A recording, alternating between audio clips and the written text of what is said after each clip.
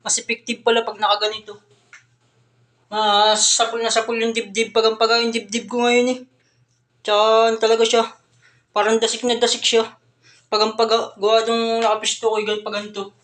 Mas effective pala pag pagantong pisto. Nakaganon siya. Parang nakatuwad siya na konti. Sapul na sapul yung dibdib. Mas effective. Tapos ang gagawin nyo yung max reps, hanggat kaya nyo po, tutupin nyo itong power twister para talagang mamamaga yung braso nyo. Effective siya pag max reps. Hanggat kaya nyo, tupin nyo lang. Kapag di nyo na kaya, tigil na. Sa mga gusto pong umorder ng power twister, click nyo na po yung yellow basket sa gilid. Maganda po ito pang exercise, pang home workout po.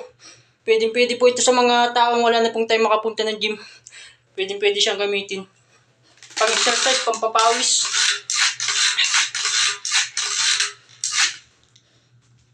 Tinatamaan pong muscle ay chest, shoulder, tsaka bicep. Tsaka po, sapul na rin po ang forearm dyan. Basta persahin nyo lang hanggat kaya nyo po. Sapul din po dyan yung ganito natin. Tsaka yung pinakapalikpik. Napaka-effective po niya. Sa mga gusto pong umorder, click nyo na po yung yellow basket sa gilid. Thank you po.